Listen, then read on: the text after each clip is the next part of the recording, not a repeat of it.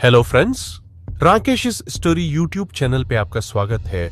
आज मैं आप लोगों के लिए एक और हॉरर स्टोरी लेके आया हूँ। वीडियो पूरा देखना और अच्छी लगी तो लाइक कर देना और चैनल को सब्सक्राइब कर देना।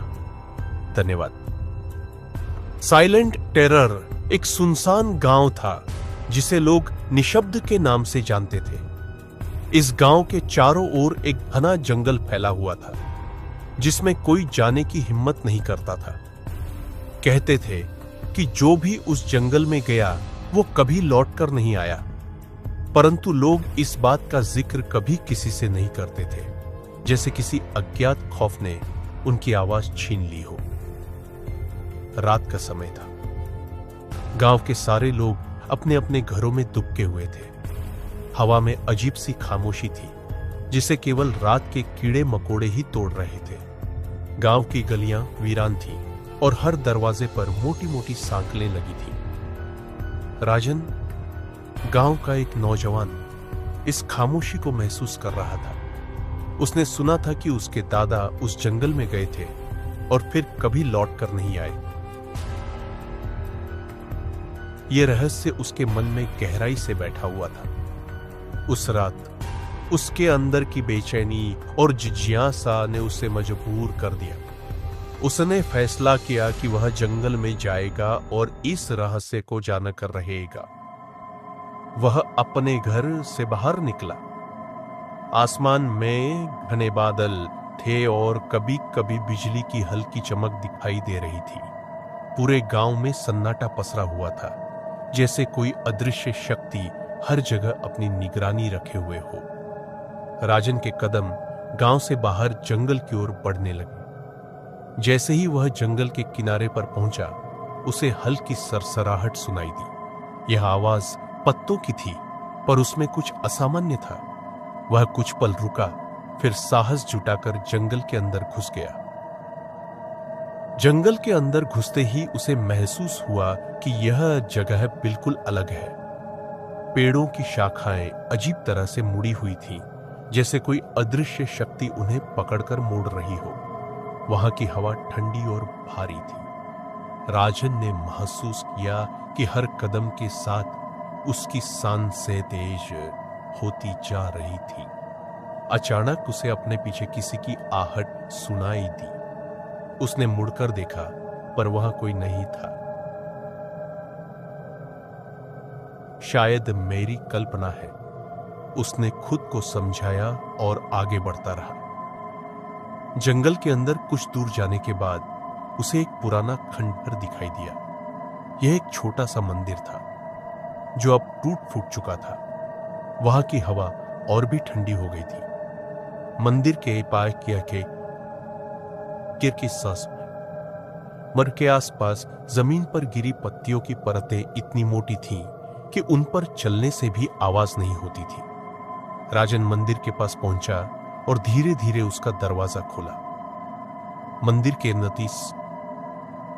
के अंदर कुछ खास नहीं था, सिवाय एक पुरानी मूर्ति के जो धूल से ढकी हुई थी। अचानक उसे ऐसा महसूस हुआ कि उसे कोई देख रहा है। उसने चारों ओर देखा, पर कोई नहीं था। तभी उसकी नजर मंदिर के एक कोने में पड़े एक पुराने बक्से पर पड़ी।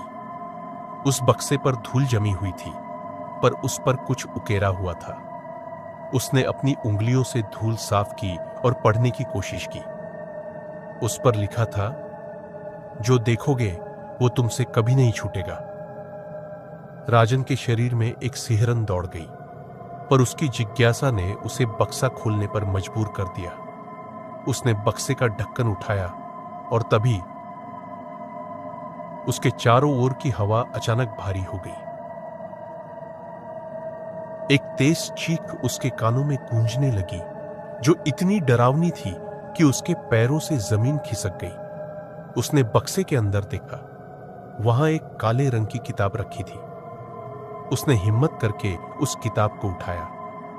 किताब के पन्ने इतने पुराने थे कि वे छूते ही बिखरने लगे। जैसे ही उसने पहला पन्ना खोला, उसकी आंखों के सामने अजीब अजीब छवियां आने लगी।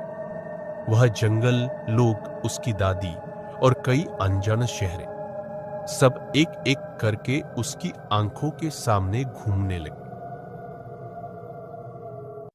अचानक उसकी दादी की तस्वीर उसके सामने आई। वे चीख रही थी।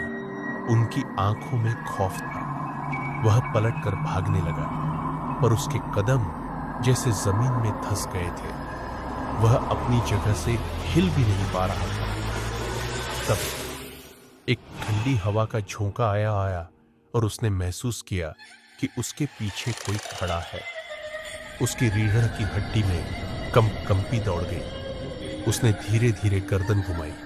पीछे कोई नहीं था, पर उसे ऐसा लगा जैसे कोई उसकी आत्मा को घूर रहा हो। अचानक उस जंगल में अजीब अजीब आवाजें गूंजने लगी। कभी किसी के रोने की आवाज, कभी किसी के हंसने की और कभी किसी के चीखने की। राजन अब पूरी तरह डर चुका था। उसने किताब को वहीं फेंक दिया और भागने की कोशिश करने लगा, पर उसके पैर जैसे बंधे हुए थे। अचानक उसके चारों ओर घना अंधेरा छा गया। उससे कुछ भी दिखाई नहीं दे रहा था। वह जोर जोर से चिल्लाने लगा, मुझे यहां से निकालो। पर उसकी आवाज उसी के कानों में गूंजकर वापस आ रही थी। तभी उसे एक पुरानी आवाज सुनाई दी, जो उसके दिल को चीरती हुई निकली। तुमने जो देखा, अब वह तुम्हारे साथ रहेगा। उसकी आंखों के सामने वह दिन घूमने लगा जब उसके दादा भी इसी जंगल में गए थे। वह समझ गया था कि जो कुछ भी यहां आता है, वो इसे छोड़कर नहीं जा सकता। उसकी सांसें तेज होने लगीं और उसकी आंखों के सामने अंधेरा छाने लगा। उसे महसूस हुआ कि उसके शरीर पर किसी अदृश्य शक्ति ने कब्जा कर लिया है। आखिरी चीख के साथ राजन का शरीर वहीं गिर पड़ा। उसकी आंखें खुली हुई थीं, पर उनमें कोई जीवन नहीं था। गांव वालों ने जब उसे अगले दिन जंगल के किनारे पाया, तो उसकी हालत देखकर सब समझ गए कि वह भी उन लोगों में से एक बन चुका था, जो कभी जंगल में गए थे और वापस नहीं लौटे थे। गांव में अब एक और खामोशी फैल चुकी थी। लोग समझ चुके थे कि जो कुछ भी राजन के साथ हुआ, उसके बारे में कभी बात नहीं करनी चाहिए। वे जानते थे कि अगर इस डरावनी सच्चाई का जिक्र किया, तो वह खौफ और भी गहरा हो जाएगा। और गांव निशब्द अब और भी निशब्द हो गया था।